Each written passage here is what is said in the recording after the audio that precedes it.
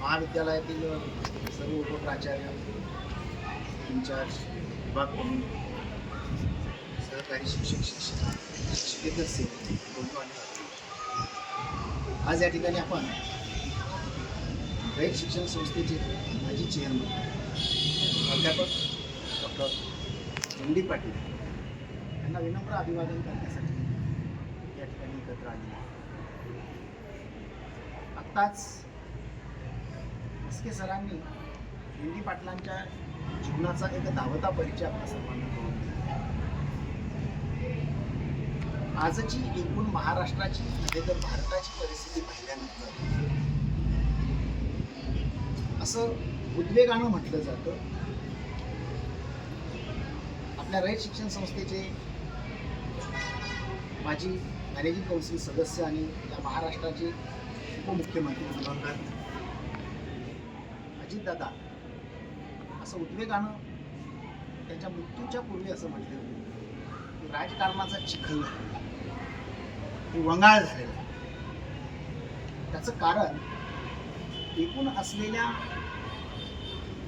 या सगळ्या यादवीमय राजकीय आणि सामाजिक परिस्थितीमध्ये त्याच्यावर एक अंकुश ठेवण्यासाठीची जी अत्यंत नैतिक धारिष्ठ असणारी जी व्यक्तिमत्व लागतात ती आज खूप दुर्मिळ झालेली आहे.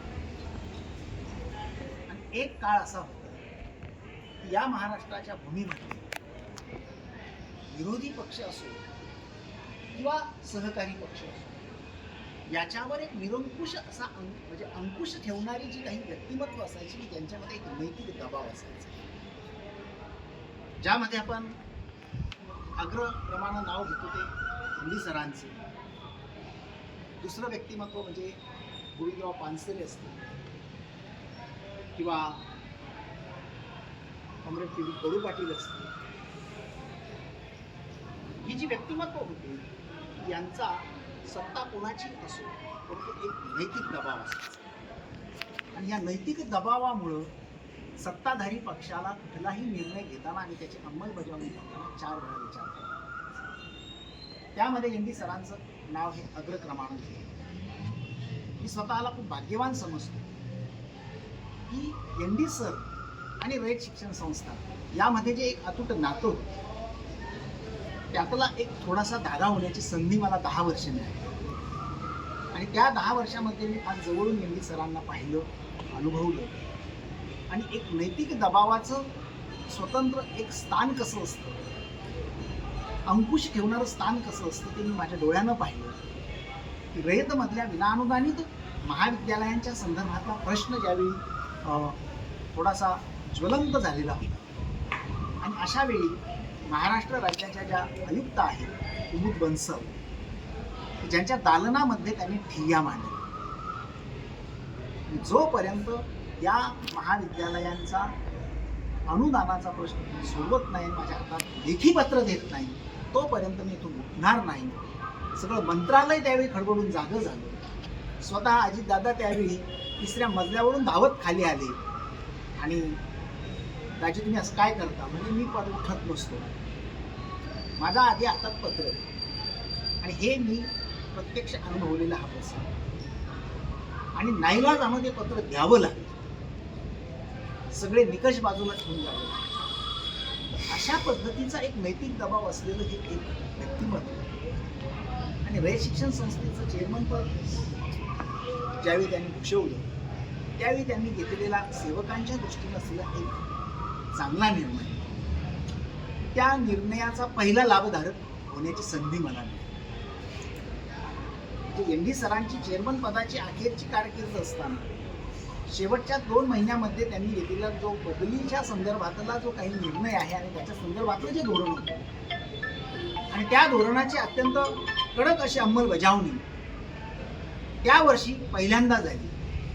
आणि मी 10 वर्षानंतर कोकणातल्या त्या राजापूर सारख्या ठिकाणाहून माझ्या जिल्ह्यामध्ये येऊ शकतो. तर त्या धोरणाचा मला मिळालेला तो प्रत्यक्ष लाभ.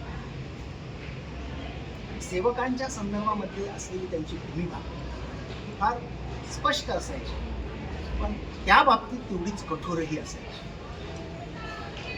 जर एखादा सेवक बाकी काहीही असो पण शाखा आणि संस्थेच्या हिताला बाधा आणणारा असेल तर तो कितीही मोठा बादशाह असो त्याचा अजिबात मुलाहिजा बाळगायचा नाही हे त्यांचं धोरण असायचं.